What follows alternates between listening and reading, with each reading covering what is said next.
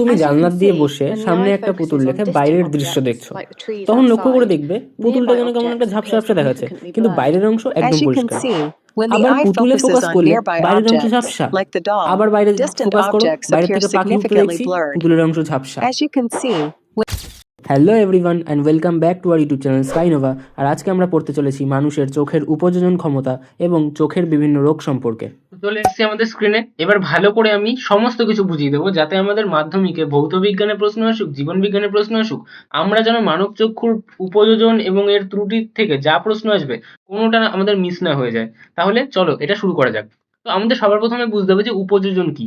উপযোজন হলো আমাদের চোখের লেন্সের বিশেষ এক ক্ষমতা, যার মাধ্যমে আমাদের চোখের লেন্স নিজের বক্রতাকে পরিবর্তন করে নিজের ক্ষমতা পরিবর্তন করতে পারে নিজের সুবিধা মতো।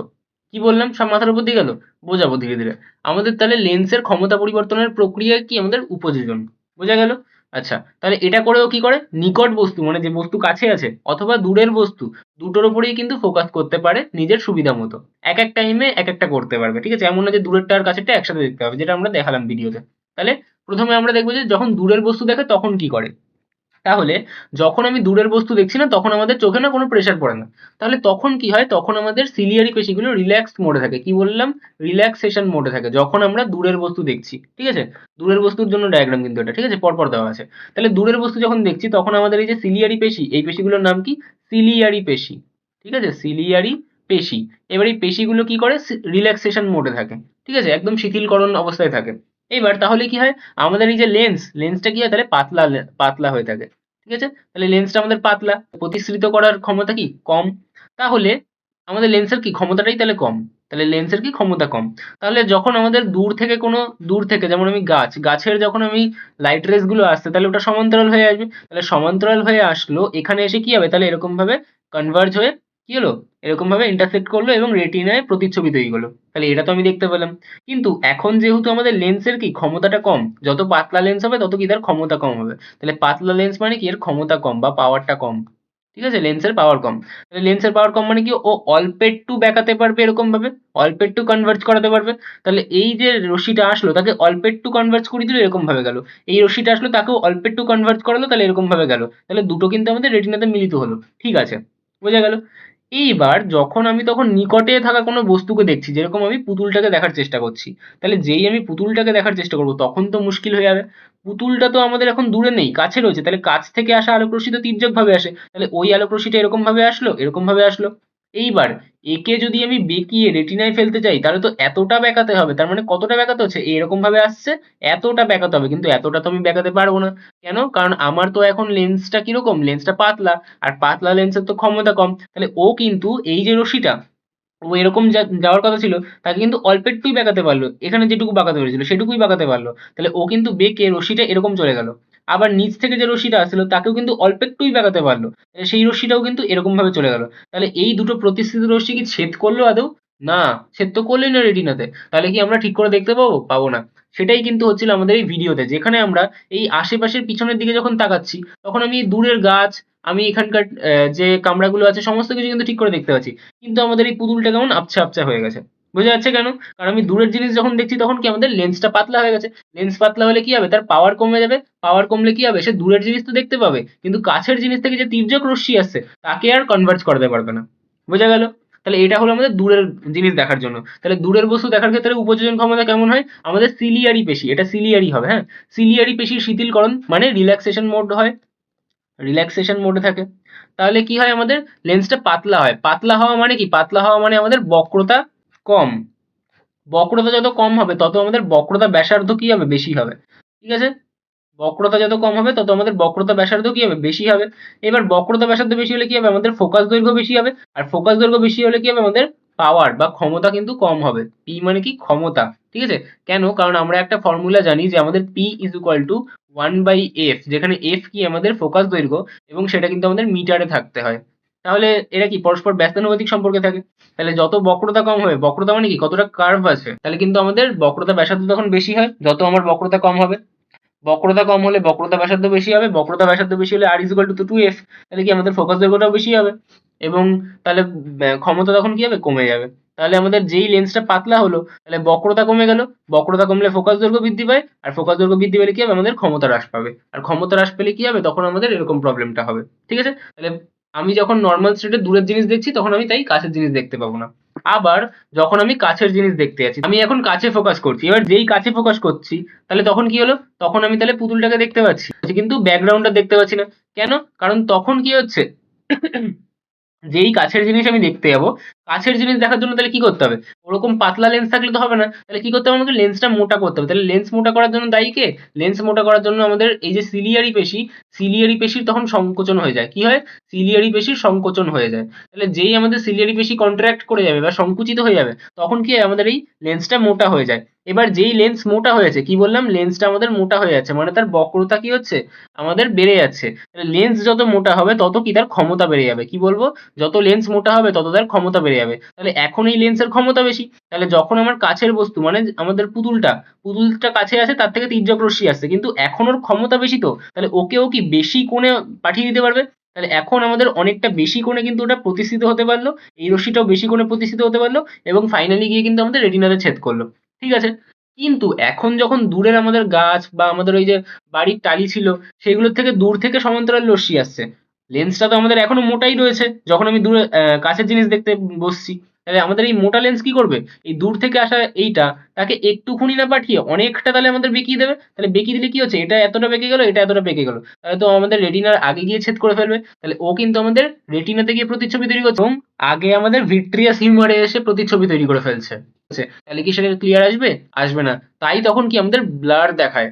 বোঝা গেল দুটো জিনিস? তাহলে এইগুলো কিন্তু ছিল আমাদের উপযোজন ক্ষমতা। তাহলে কাছের বস্তু দেখার ক্ষেত্রে আমাদের উপযোজন ক্ষমতা কি হয়, যে সিলিয়ারি পেশির সংকোচন হয়। তাহলে সিলিয়ারি পেশির সংকোচন হলে কি হবে, আমাদের লেন্সটা মোটা বা পুরু হয়ে যাবে। তাহলে মোটা হয়ে যাওয়া মানে কি, আমাদের বক্রতা বৃদ্ধি পেয়ে যাওয়া।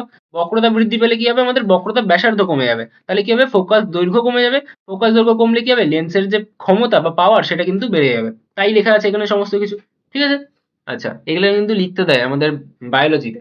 ঠিক আছে, এইবার আমরা আসবো ত্রুটিতে। তাহলে আমাদের চোখের ত্রুটি কি কি হতে পারে? মায়োপিয়া। মায়োপিয়া মানে কি, আমাদের নিকট দৃষ্টির দোষ। কিন্তু কাছের জিনিস দেখতে পাই, কি বললাম, যে আমাদের যে কাছের জিনিস সেটাকে আমি একদম ক্লিয়ারলি দেখতে পাই, কিন্তু দূরের জিনিস আমাদের দেখতে অসুবিধা হয়। ঠিক আছে, তাহলে যেই আমাদের দূরের জিনিস দেখতে অসুবিধা হবে, তার কি কি কারণ হতে পারে?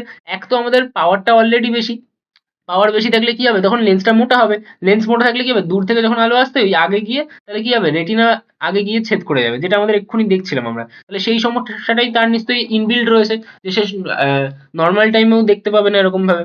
ঠিক আছে, অথবা তার আইবলটাই বড় হয়ে গেছে, আইবল বড় হলে কি হবে, সেই আগে গিয়ে পড়বে। তাহলে দেখে নিই এদের রে ডায়াগ্রামটা। তাহলে যখন আমাদের দূর থেকে আলোগুলো আসছে, এর ধরে নিই যে এর সাইজটাই বড় হয়ে গেছে, তাহলে সাইজ বড় হলেও কি হবে, আমার আগে গিয়ে ছেদ করবে রশ্মিগুলো। অথবা ধরে নিলাম যে আমাদের এই যে লেন্সটা আছে, সেই লেন্সটারই কোনোভাবে বক্রতাটা বেশি হয়ে গেছে। তাহলে বক্রতা বেশি হয়ে গেছে, মোটা হয়ে গেছে, তাহলে কি হবে, এর ক্ষমতা বেশি। তাহলে যখন রশ্মিটা আসছে ও তো বেশি বেঁকিয়ে দিচ্ছে, তাহলে বেশি বেঁকিয়ে দিলে এটাও বেশি বেঁকে গেল, এটা তো একদম প্রিন্সিপাল অ্যাক্সিসে আছে, সোজা চলে যাবে। এটাও তাহলে বেশি বেঁকিয়ে দিল, তাহলে কি আছে, তাহলে কি সেটা ঠিক করে দেখতে পাবো? পাবো না। তাহলে এটাকে আমি কারেক্ট করবো কি করে? তাহলে যার মায়োপিয়া আছে তাকে কি করতে হবে, তাকে একটা অবতল লেন্স পড়তে হবে। কি করতে হবে? অবতল লেন্স পড়তে হবে। অবতল লেন্স কিরকম হয়, পাওয়ার নেগেটিভ পাওয়ারের হয়। তাহলে তার অলরেডি বলছি যে লেন্সের ক্ষমতা বেশি, তাই তো? তাহলে ক্ষমতা কমাতে হবে, তাহলে কি করবো, নেগেটিভ লেন্স পড়বো। তাহলে কি অবতল লেন্স পড়বো। তাহলে অবতল লেন্স কি করে, অবতল লেন্সে একটা আলো যখন আসলো, তাহলে অবতল লেন্স আলোটাকে একটু ওপরে উঠিয়ে দিল। ঠিক আছে, কি করলো অবতল লেন্স, এখান থেকে আলোটাকে ওপরের দিকে উঠিয়ে দিল।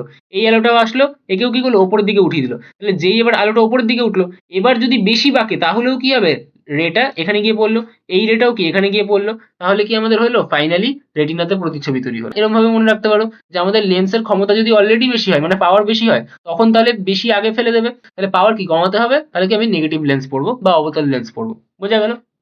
তাহলে আমাদের মায়োপিয়া সংশোধন করতে গেলে কি করতে হবে, অবতল লেন্স বা কনকেভ লেন্স পড়তে হবে।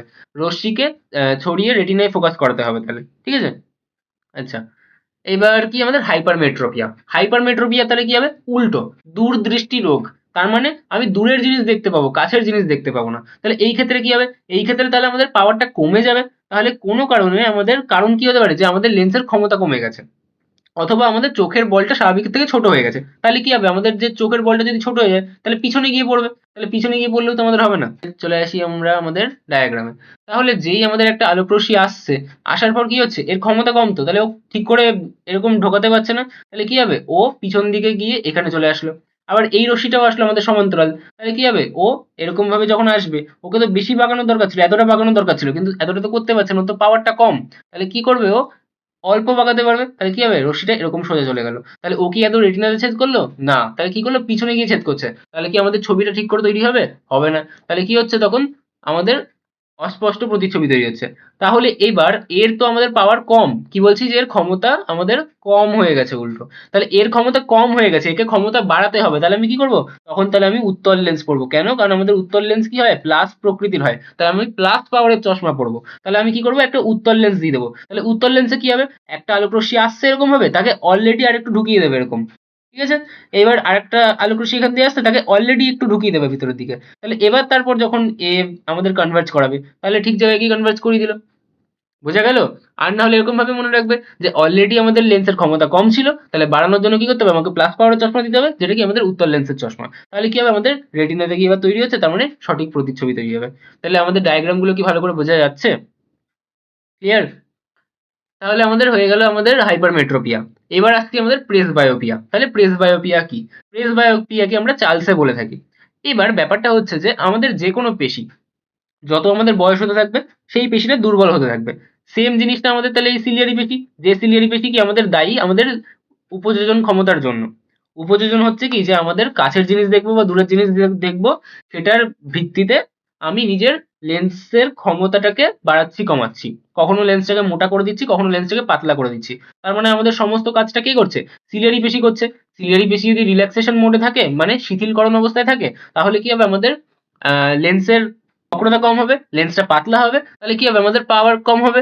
কিন্তু যেই আমাদের কি হবে, আমি কাছের জিনিস দেখতে চাইছি, তাহলে কি হবে, লেন্সটা মোটা করতে হবে, তাহলে সিলিয়ারি বেশি সংকুচিত হবে, সংকুচিত হলে কি হবে, লেন্সটা মোটা হয়ে গেল, মোটা হলে কি পাওয়ার বেড়ে গেল, পাওয়ার বেড়ে গেলে তাহলে আমার ঠিক জায়গায় কনভার্জ করে যাবে। বোঝা গেল। এইবার আমাদের যত বয়স হতে থাকবে, তত এই পেশিগুলো দুর্বল হতে থাকবে। এবার দুর্বল হলে কি করবে, ও ঠিক করে সংকোচন করতে পারবে না, তাহলে কি হবে, আমাদের হাইপারমেট্রোপিয়ার মতোই প্রবলেম হবে। শুধুমাত্র আমি এখন কি হবে বলবো যে এটা বয়সজনিত রোগ। তাহলে বয়সজনিত দৃষ্টিদোষ, মানে যখন আমার বয়স হয়ে যাচ্ছে, তখন আমাদের এই যে সিলিয়ারি পেশি, সেটা না ঠিক করে সংকুচিত হতে পারছে না। তাহলে সংকুচিত হতে না পারলে কি হবে, আমাদের এই যে সংকোচন প্রসারণটা হচ্ছিল, সেটা ঠিক করে হতে পারবে না। তাহলে তখন আমাদের কাছের জিনিস কিন্তু অস্পষ্ট দেখায়। তাহলে এই যে কাছের জিনিসটা অস্পষ্ট দেখায়, তখন আমরা কি করি, তখন আমরা একটা স্পেশাল লেন্স পড়ি, যেটাকে আমরা কি বলি, বাইফোকাল লেন্স। ঠিক আছে, তাহলে আমরা কি করি, এটা সংশোধনের জন্য দ্বিফোকাল লেন্স বা বাইফোকাল লেন্স ব্যবহার করি। বাইফোকাল বলছি মানে কি, ওর যে কাছের বস্তু সেটার জন্য একটা পৃথক ক্ষমতা থাকে এবং দূরের জন্য একটা পৃথক ক্ষমতা থাকে, তাই আমরা বলি কি বাইফোকাল লেন্স। ঠিক আছে, তাহলে বাইফোকাল লেন্স যখন দিয়ে দেবো, তখন কি আমাদের কারেকশন হয়ে যাবে এবং রেটিনাতে এসে ছবিটা পড়বে। বোঝা গেল। আর যদি না হয় তাহলে কি, না হলে কিন্তু আমাদের পিছনে গিয়ে পড়তো। বোঝা গেল। তাহলে এইবার হচ্ছে আমরা দেখবো যে প্রেসবিহেভিয়ার কারণটা কি, কারণটা হচ্ছে বয়স বৃদ্ধিতে লেন্সের স্থিতিস্থাপকতা কমে যায়। ঠিক আছে, মানে লেন্সটা ওরকম ইলংগেভিটি কমে যায়, মানে ওটা এরকম সংকোচন প্রসারণ করতে পারে না সহজে, মানে পেশিটা দুর্বল হয়ে যায় এক কথায়। ঠিক আছে, তাহলে এগুলোই কারণ। তাহলে এটাও হয়ে গেল আমাদের কি, প্রেসবায়োপিয়া। তাহলে প্রেসবায়োপিয়া আর হাইপারমেট্রোপিয়া কিন্তু একই জিনিস, শুধু প্রেসবায়োপিয়াটা কি জন্য হয়, আমাদের বয়স যত বেড়ে যায় তত আমাদের পেশির দুর্বলতার কারণে হয়, মানে পেশিটা আর করতে পারছে না কাজটা ঠিক করে, তাই জন্য আমাদের প্রেসবায়োপিয়া হচ্ছে। ঠিক আছে। আর হাইপারমেট্রোপিয়া কোনো না কোনো কারণে হয়েছে, হয় আমাদের লেন্সটা নিজের থেকেই মানে তার বক্রতাটা চেঞ্জ হয়ে গেছে, হয়ে কি বক্রতাটা কম হয়ে গেছে, তাই কি লেন্সটা পাতলা হয়ে যাচ্ছে, লেন্সের ক্ষমতাটা কমে গেছে। ঠিক আছে। আচ্ছা, এবার আমরা দেখবো আমাদের ক্যাটারাক্ট কি বা চোখের ছানি কি। তাহলে ক্যাটারাক্ট বা চোখের ছানি কি, চোখের লেন্স ঘোলাটে বা অস্বচ্ছ হয়ে যাওয়া, ধীরে ধীরে তাতে কি হয়, চোখটা ঝাপসা ঝাপসা হয়ে যায়। ক্যাটারাক্টের কারণ কি, বার্ধক্যজনিত কারণ অ্যাগেইন। ঠিক আছে, যত আমাদের বয়স হতে থাকবে তত কি আমাদের ক্যাটারাক্ট হওয়ার চান্সেস বাড়বে। চোখে আঘাত বা বিশেষ কোনো রোগ হতে পারে, দীর্ঘদিন ইউভি রশ্মির প্রভাব হতে পারে। ঠিক আছে। ক্যাটারাক্টের চিকিৎসা কি, তাহলে অস্ত্রোপচার মানে সার্জারি করতে হবে। এছাড়া কৃত্রিম লেন্স প্রতিস্থাপন করা যায়। ঠিক আছে, যেটাকে IOL বলে, ডাক্তার বুঝবে কি করে কি করতে হয়। আচ্ছা, এবার তাহলে আমাদের এক্সামে কি আসতে পারে, আমাদের সংজ্ঞা দিতে পারে, আমাদের কারণ জিজ্ঞাসা করতে পারে, সংশোধন মানে কি করে ত্রুটিটা সংশোধন করব, মানে কোন লেন্স পড়াতে হবে সেটা আমাদেরকে জিজ্ঞাসা করতে পারে। তাহলে এগুলো কিন্তু আমাদেরকে ভালো করে মুখস্থ করতে হবে। রশ্মি চিত্র বা রে ডায়াগ্রাম আমাদের দিতে পারে, ভৌত বিজ্ঞানে দেওয়ার চান্সেস বেশি আছে। আর কি লেন্সের ধরন, মানে কোন লেন্সটা আমি কখন ব্যবহার করবো, সেগুলো কিন্তু আমাকে জিজ্ঞাসা করতে পারে। তাহলে এগুলো কিন্তু আমাদেরকে ভালো করে মনে রাখতে হবে।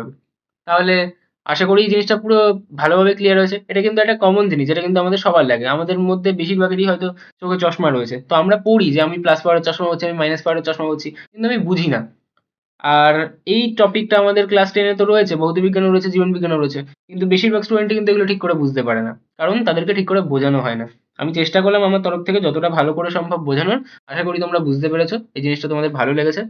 So thank you all for attending this session. যদি ভিডিওটা ভালো লেগে থাকে তাহলে একটা লাইক করে দিও, আর কিছু কমেন্ট করো যদি মনে হয় যে কিছু লাগবে এক্সট্রা, বা অন্য কোনো টপিক এরমভাবে বুঝতে চাও, বা কোনো চ্যাপ্টারের ওয়ান শট প্রয়োজন, বা কোনো চ্যাপ্টারের সাজেশন প্রয়োজন, সেগুলো আমাকে কমেন্টে জানিও। আর চ্যানেলটাকে সাবস্ক্রাইব করো সাপোর্ট করার জন্য। সো অন্য কোনো সেশনে দেখা হবে। আজকের জন্য টাটা।